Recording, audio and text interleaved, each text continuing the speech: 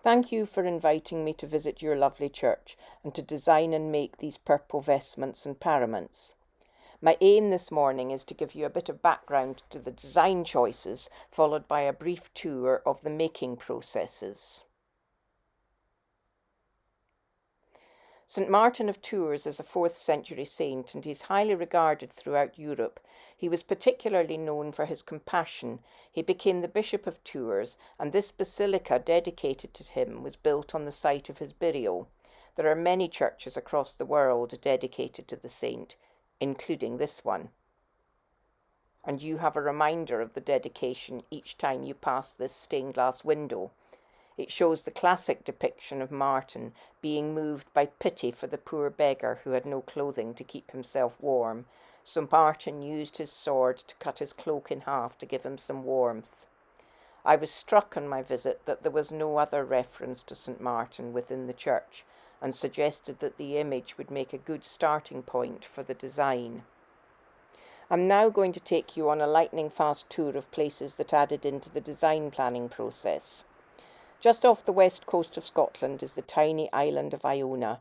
This is where St. Columba founded his community when he arrived from Ireland in the middle of the 6th century. The abbey that you see here is a reconstruction built in the early part of the 20th century on the foundations of the original monastic buildings. Iona is a place of pilgrimage and is well known as a burial place of kings. Between the 6th and 11th century there was a huge amount of stone carving, particularly of cross slabs and high Celtic crosses, all intricately decorated with the kind of motifs that are now widely known as Celtic. Iona has a particularly large collection of such stones, and although many of them have been damaged as a result of the Scottish weather, one remains standing proudly and fully intact, St. Martin's Cross. At 4.3 metres, it's a truly magnificent monument.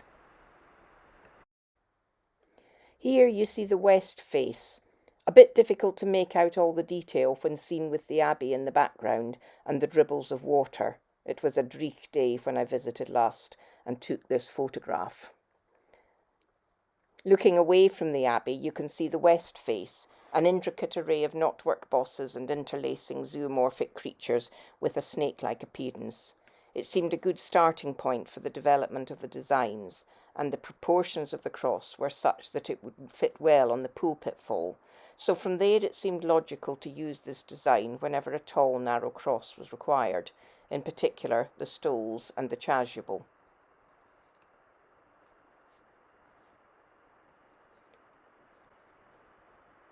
Iona was an important base for St. Columba, but he didn't just settle down there and lead a quiet existence. He travelled widely throughout the north of Scotland, converting the Pictish people and performing miracles. Indeed, the legend of the Loch Ness Monster stems from his visit to Inverness, where I live. The faith spread across the Highlands, and the stonemasons who'd been carving rocks with curious Pictish symbols turned their skills to Christian iconography. This is the Nig Stone, some 40 minutes north of my home, and is considered by many to be the most intricately carved example. Above the top of the cross is a depiction of the raven bringing bread to the Desert Fathers in the form of the Eucharist. If you look closely at the rest of the ornamentation, you will see the same snake-like creatures that are present on the St. Martin cross.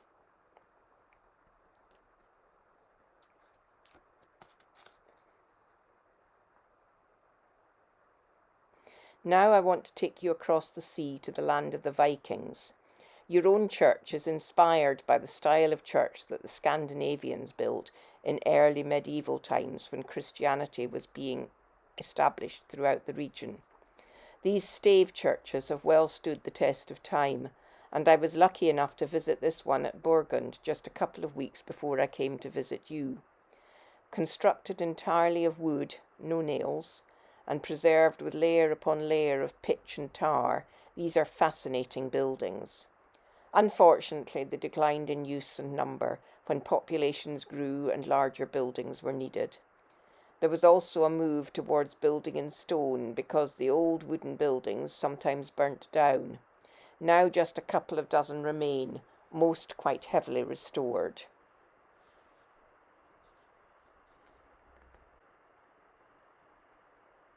You can see that your own church is considerably less ornate, but still has that Scandinavian look that has passed down through time.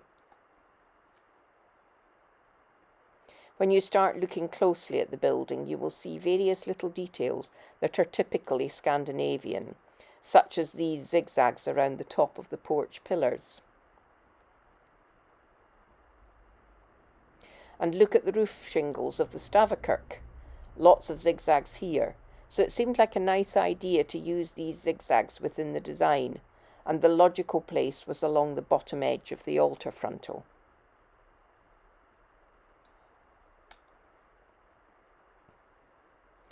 The entrance porch to the Stavakirk, a Romanesque rounded arch as in your own porch, is carved all over with magnificent zoomorphic designs. Some details of which are similar to the motifs on the Iona crosses and the Pictish cross slabs. You will see serpents and dragons, birds and hounds, or at least parts of them, all blended together. I wish I had had time to sit and sketch the details, because that is a way of really letting you see, but I was on a tour from a cruise ship, so just had to content myself with photographs. The theme of interlace continues inside the church, and although it is from a later period, you will notice some knotwork on the side of this painted altarpiece panel. And now we come to the sources of inspiration within your own church. It's important that the paraments work to enhance the beauty of a place of worship, rather than being imposed on them, so taking some architectural details and working them into the design was important. The inside of the church is simple, but there are some nice features, such as the trefoil stained glass window in the east wall above the altar.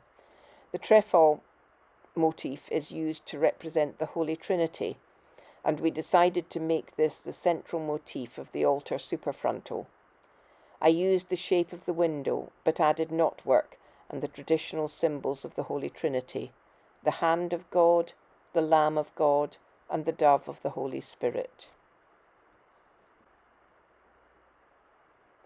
And on the subject of small details, going back to the pulpit fall and St. Martin's cross, there are roundels that on the original cross are highly ornamented with interlace, but that detail was too complex to reproduce on that scale of embroidery, so I decided to add depictions of the 4 evangelists, the writers of the Gospels. Last August I went to see an exhibition about the Galloway hoard, a Viking silver hoard discovered in Galloway in southwest Scotland a few years ago. In amongst the Viking bracelets and silver ingots was this lovely pectoral cross, believed to be Anglo-Saxon. The piece is about 4 or 5 inches wide, and if you look closely at each arm you will see depictions of the evangelists. At the top is John, represented by an eagle, because he's sometimes referred to as John the Divine. In the left arm is Luke, the winged ox. Luke's Gospel emphasises the sacrificial nature of Christ. On the right is Mark, the winged lion. Mark writes about Christ's kingship. On the lower arm is Matthew, the winged man, because Matthew writes about the humanity of Christ. I rearranged the order to bring them more in line with convention, but tried to reproduce the detail as closely as I could.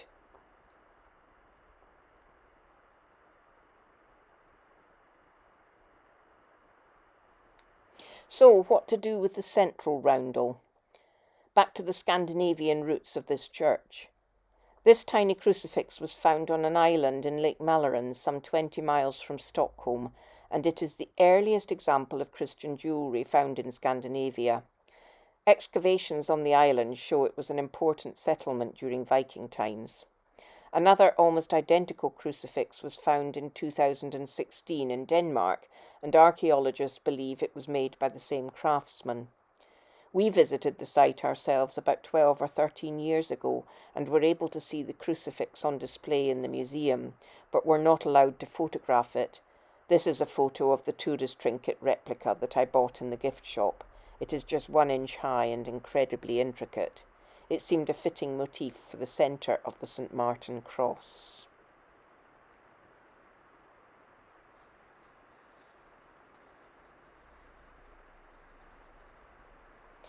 I wanted to incorporate knotwork, as this is really the style of work for which I am best known, but I wanted to work within the Viking styles, so it was a question of looking at rune stones. My father purchased this painting some 40 years ago from his local artists' exhibition in Stornoway on the Isle of Lewis. For decades it hung in the porch of my parents' home, but when my mother died, I was the only member of the family with some wall space big enough to accommodate it in my loom shed. Unfortunately, my dad hadn't made a note either of the artist's name or the rune stone that it was depicting, but there are many other rune stones, all in similar style and concept. Most of the known rune stones are from an area of present-day Sweden known as Uppland, and they feature contorted snake, dragon-like creatures with lots of twirls and appendages in a style that has come to be known as ringerik. Most of them have a very similar style of cross incorporated, and I latched onto the cross as another useful motif.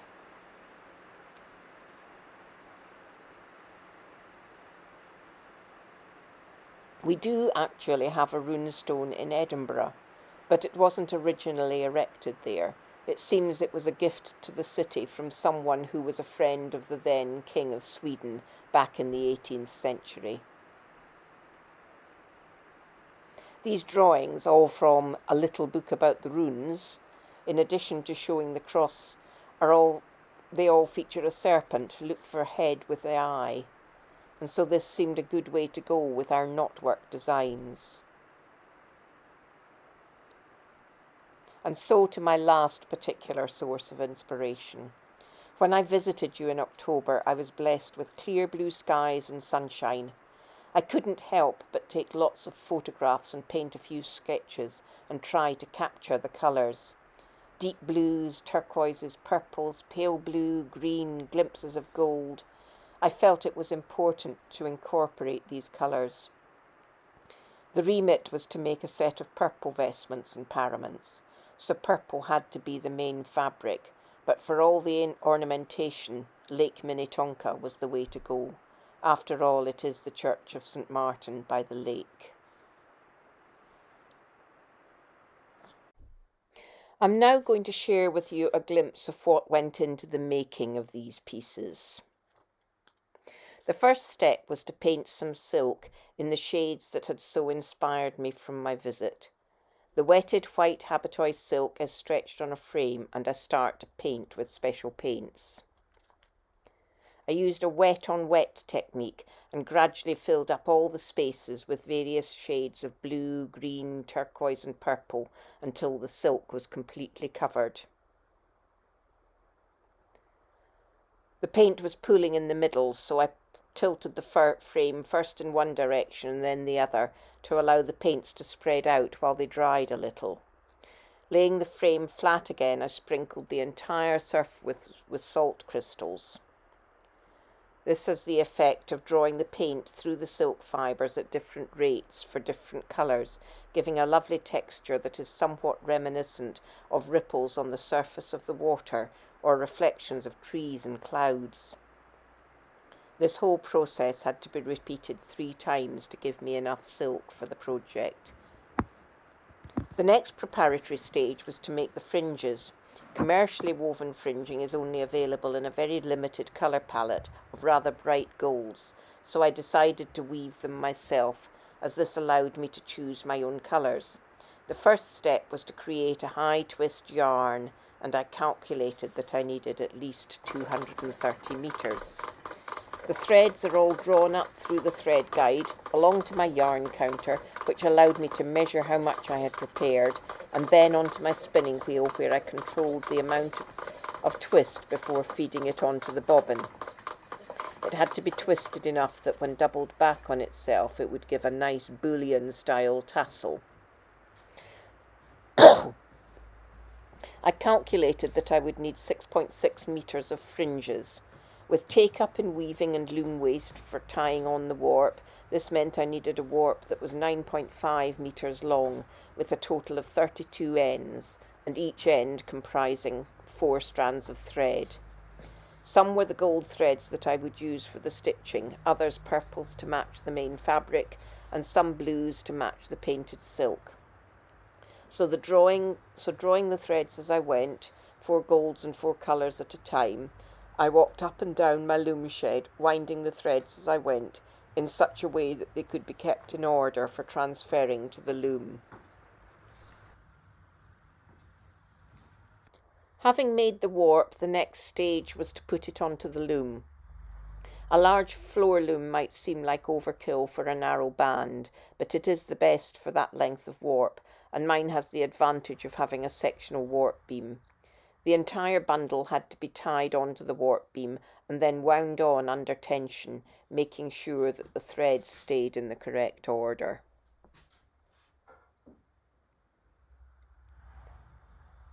It's a slow and sometimes troublesome process, but eventually I had the whole warp tightly wound onto the back beam, ready to start the threading process.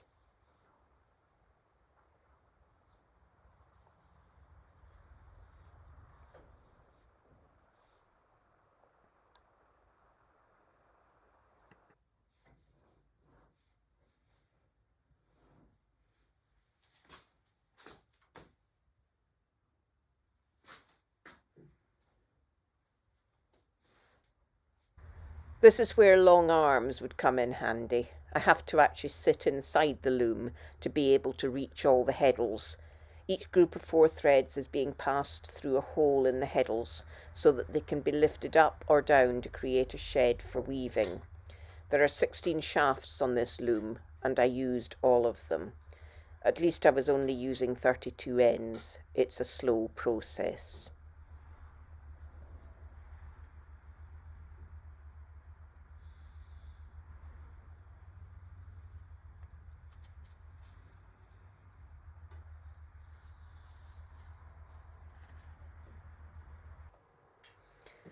Here the warp has been tied onto the cloth beam and I've started weaving. I have the high twist yarn that I prepared earlier sitting to one side, allowing me to draw out some yarn as I need it for each tassel. I'm using a small shuttle that has a sharp edge and doubles as a beater. For narrow wears, this is more efficient than using the cloth beater that comes as part of the loom.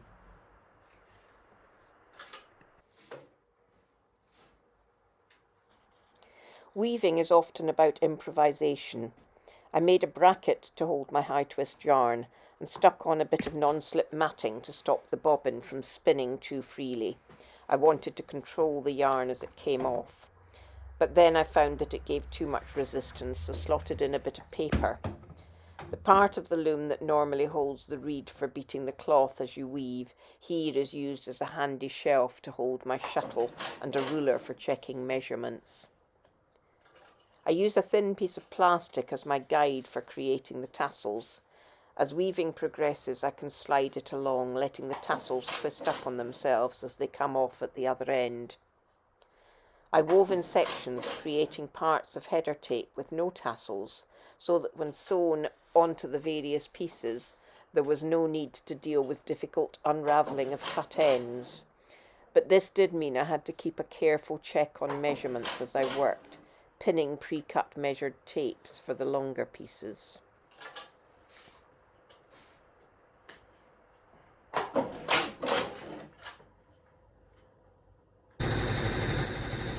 The next stage was to cut out all the applique pieces from the hand-painted silk. This is done on my laser cutting machine, much more accurate than doing it by hand and less strain on the wrists. The fumes are all extracted to the outside via a vacuum pump, but there's still a horrible smell when you first open the lid of the laser cutter. Here you see the clean cuts that are achieved, these pieces making up the orphreys on the chasuble. But I need to cut another section to get the required design. My laser cutter's not big enough to do it all in one go. And this is what is left. To match up the pattern and get the full design, I need to cut a pattern on some thin fabric.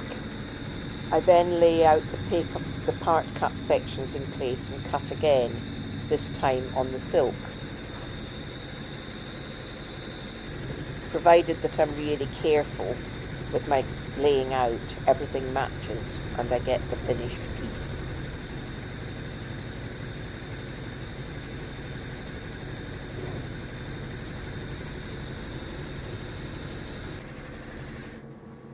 These pieces are now all ready to go on the embroidery machine.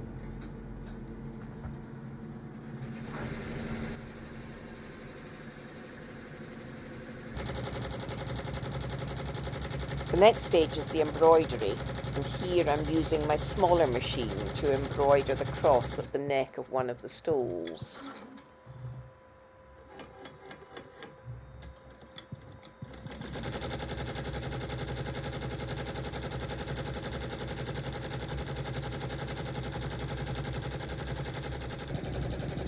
I'm jumping on a bit, the design is almost stitched out.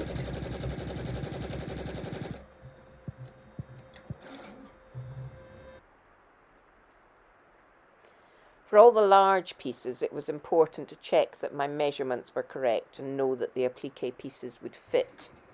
So I lay it out. Here I'm now working on my large machine. It can embroider pieces up to 35 by 100 centimetres in one go. The first step is to stitch out an outline for the applique so that I know where to position it.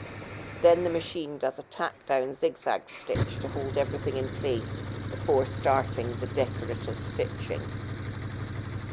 The machine is stitching at 700 stitches per minute.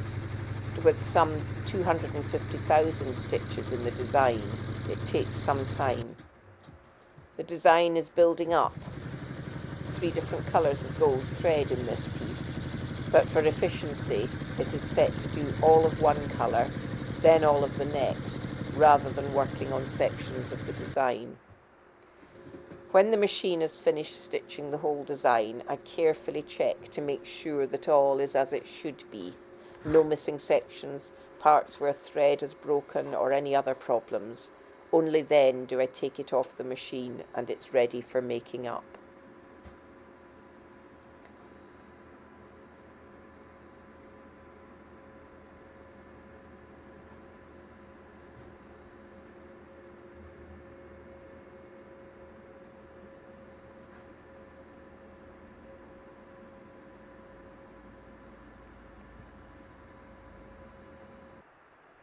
And now to see how it's all turned out.